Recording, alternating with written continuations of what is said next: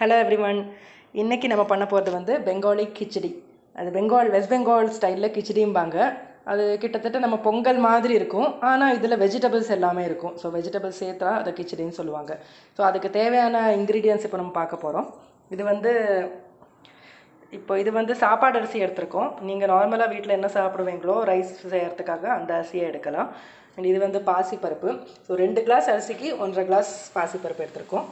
அப்புறம் வெஜிடபிள்ஸில் வந்து நாங்கள் ஃபூல் கோபி, அப்புறம் தக்காளி, உருளைக்கிழங்கு, கேரட்டு எல்லாமே பார்த்தீங்கன்னா இந்த மாதிரி நறுக்கி வச்சுருக்கோம்.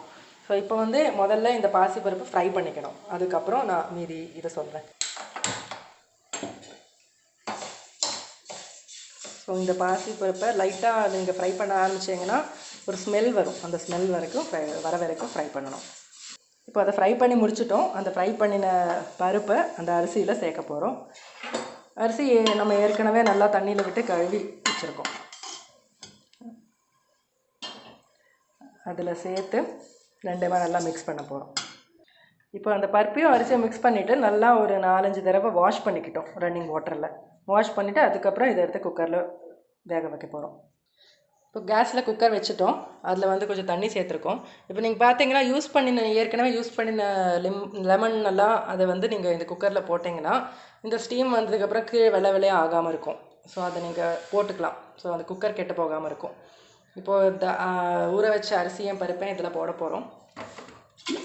உங்கள் அரிசியோட பருப்போட குவான்டிட்டி அளவுக்கு நீங்கள் தண்ணி சேர்த்துக்கலாம். அது உங்களுக்கே ஓரளவுக்கு தெரியும். நார்மலாக சாதம் வடிக்கிற மாதிரி தான். ஸோ பருப்பும் அரிசிக்கு எவ்வளோ தண்ணி வேணும், எவ்வளோலாம் அது வேகுங்கிற அளவுக்கு நீங்கள் தண்ணி போட்டுக்கலாம். நாங்கள் அந்த பாத்திரத்துலேயே வச்சு தண்ணி வச்சு அப்படியே வச்சுட்டோம். டைரெக்டாகவும் போட்டுக்கலாம். ஆனால் டைரெக்டாக போடுறதுல என்ன ரிஸ்க் இருக்குன்னா அடியில் பிடிக்கிறதுக்கான வாய்ப்புகள் கொஞ்சம் இருக்குது. அதனால் நாங்கள் பாத்திரத்தில் வச்சு அதை வேக வைக்க போகிறோம். இப்போ குக்கரை நாம் கேஸில் வச்சுட்டோம். அது ஒரு 2-3 விசில் வர வரைக்கும் அப்படியே ஹை ஸ்டீமில் வச்சுட்டு அது வேக வச்சுக்கலாம். இந்த மீன் டைம் இந்த நறுக்கி வச்ச காய்கறியெல்லாம் நம்ம ஃப்ரை பண்ணிக்க போகிறோம். ஸோ ஒரு கடாய் ஏற்றிட்டு அந்த காயெல்லாம் அதில் போட்டுடலாம். ஒவ்வொன்றும் ஒவ்வொரு வேகிற ஸ்டேஜில் இருக்கிறதுனால லைக் பார்த்தீங்கன்னா உங்களுக்கு கோபி அதெல்லாம் சீக்கிரம் வந்துடும், லேட்டாக வேகும். உருளைக்கிழங்கு கொஞ்சம் ஃப்ரை ஆச்சுன்னா சீக்கிரம் வந்துடும். ஸோ அதனால் தனித்தனியாக போட்டு தான் ஃப்ரை பண்ண வைக்க போகிறோம். எல்லாம் ஒன்றா போட்டோம்னா அதோட ஒன்று ஃப்ரை ஆகும், ஒன்று ஃப்ரை ஆகாமல் இருக்கும். அந்த கன்சிஸ்டன்சி இருக்காது. ஸோ ஃபஸ்ட்டு நம்ம கேரட்டை போட்டு நல்லா ஃப்ரை பண்ணிக்கிறோம். கேரட் ஓரளவுக்கு நல்லா ஃப்ரை ஆகிடுச்சு. அது தனியாக ஒரு பிளேட்டில் எடுத்து வச்சுக்கிறோம். அடுத்து நம்ம காலிஃப்ளவர் போடணும். அதை கொஞ்சம் நேரம் ஃப்ரை பண்ணலாம். இந்த காலிஃப்ளவரும் நல்லா ஃப்ரை ஆகிடுச்சு.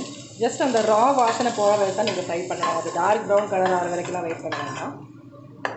அண்ட் இந்த மறுபடியும் உருளைக்கிழங்கு போட்டிருக்கோம். எல்லாமே போடுறதுக்கு முன்னாடி நல்லா தண்ணியில் கழுவிட்டு அந்த தண்ணியை வடிகட்டிட்டு தான் நீங்கள் அதில் போடணும். இல்லைன்னா அந்த ஃப்ரைனஸ்க்கு பதிலாக அந்த சாஃப்ட்னஸ்னால அது வேக ஆரம்பிச்சிடும். ஸோ இப்போ உருளைக்கிழங்காக ஃப்ரை பண்ணிட்டுருக்கோம். உருளைக்கிழங்குன்னு ஓரளவுக்கு ஃப்ரை ஆகிடுச்சு. ஸோ அதையும் இப்போது இறக்கி வைக்க போகிறோம். ஸோ இப்போது மற்ற காய்கறியெல்லாம் ஃப்ரை பண்ணி எடுத்து வச்சாச்சு. தக்காளி மட்டும் பாக்கி இருக்குது. ஸோ அதுக்கு முன்னாடி லைட்டாக எண்ணெய் ஊற்றிக்கிட்டு சிவப்பு மிளகாய் 2 போட்டுக்கிட்டு அதில் அந்த தேஸ்பத்தான்னு சொல்லுவாங்க அதை போட்டுட்டு அப்புறம் அதில் லைட்டாக ஜீரா,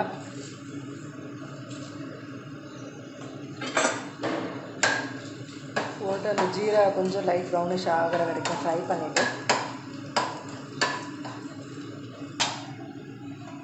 இப்போ ஜீரா ஃப்ரை ஆனதும் இதில் வந்து இது பார்த்தீங்கன்னா ஒரு சின்ன பேஸ்ட் பண்ணி வச்சுட்ருக்கோம். இது வந்து மஞ்சப்பொடி, ஜீரா தூள், மஞ்சத்தூள் அண்டு இஞ்சி இந்த 3 சேர்த்து க்ரஷ் பண்ணி ஒரு கையால் பேஸ்ட் மாதிரி பண்ணிகிட்ருக்கோம். இந்த பேஸ்ட்டை இப்போ அதில் சேர்க்க போகிறோம்.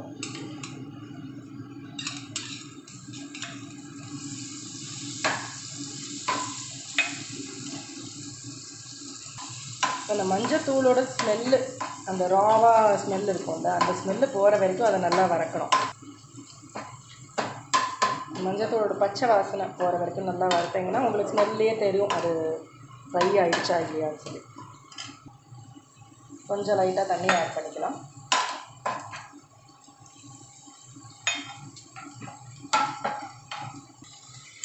தண்ணியை ஆட் பண்ணிவிட்டு ஹை ஃப்ளேமில் வச்சு அந்த தண்ணியை லைட்டாக கொதிக்க விடணும். அது கொதித்ததும் தக்காளி போட்டுக்கலாம்.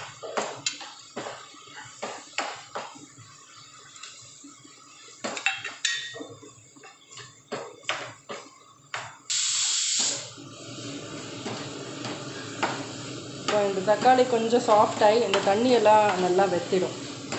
கொஞ்சம் தான் இருக்கும். அந்த தண்ணி வெத்தினதுக்கப்புறம் இந்த மற்ற வெஜிடபிள்ஸை ஆட் பண்ண போகிறோம்.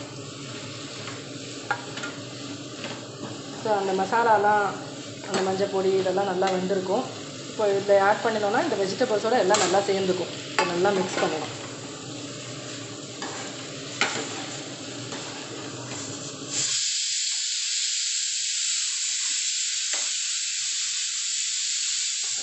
பார்த்தீங்கன்னா குக்கரும் 2 சவுண்டு வந்துருச்சு. ஸோ குக்கரை நம்ம இப்போ ஆஃப் பண்ணிடுவோம். இப்போ இதில் தேவையான அளவுக்கு உப்பை ஆட் பண்ணிக்கிறோம். இப்போ இதெல்லாம் கலந்து அது வெந்துட்டுருக்கு. சப்ஜி எல்லாம் கொஞ்சம் ஃப்ரை ஆகிட்டுருக்கு. குக்கர் ஓப்பன் ஆனதும் நம்ம இதெல்லாம் அதில் சேர்த்துருவோம். இப்போ பார்த்தீங்கன்னா இந்த அரிசியும் பருப்பும் நல்லா வெந்துருச்சு. ஸோ இதை குக்கர்லேருந்து நாங்கள் வெளியில் எடுத்துட்டோம். இப்போ குக்கர்லேருந்து அந்த அரிசி சாதத்தை பாத்திரத்தை வெளியில் எடுத்துகிட்டு அதை மறுபடியும் குக்கரில் அப்படியே போட்டுட்டோம். ஸோ இதில் நம்ம அந்த காய்கறியெல்லாம் சேர்க்க போகிறோம்.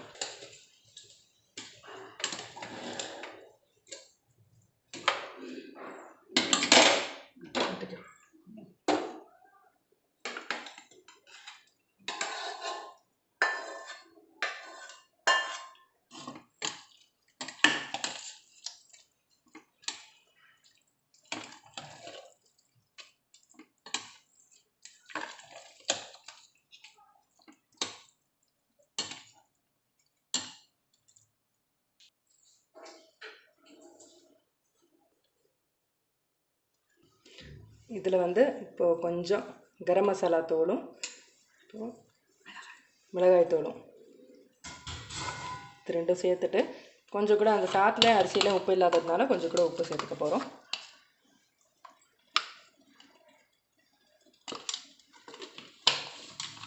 உப்பு சேர்த்துட்டு அது நல்லா கிளறி கொடுக்க போகிறோம்.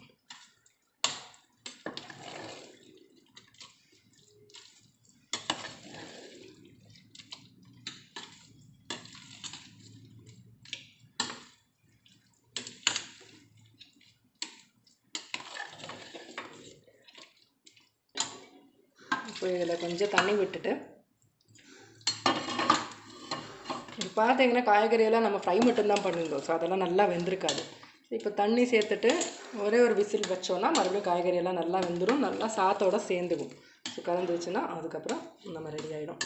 ஸோ இப்போ இதை நல்லா அடக்கிட்டு குக்கரை மூடி மீடியம் ஃப்ளேமில் ஒரு விசில் வைக்க போகிறோம்.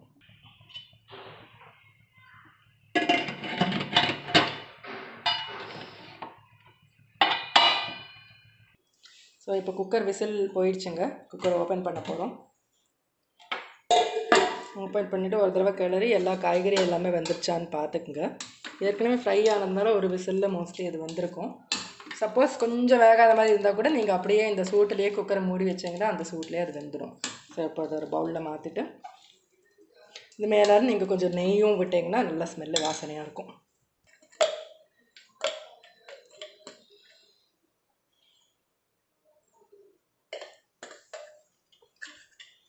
இது பார்த்தீங்கன்னா தெரியும், இது கொஞ்சம் லூஸாக இருக்குது. ஸோ கொஞ்சம் ஆறிடுச்சுன்னா இது ஆட்டோமேட்டிக்காக தானாகவே கெட்டி ஆகிடும். ஸோ அதனால் நீங்கள் இதை இன்னும் வேக வைக்க தேவையில்லை. ஸோ நம்ம கிச்சடி ரெடி. இப்போ இதை நீங்கள் டேஸ்ட் பண்ணி பார்க்கலாம்.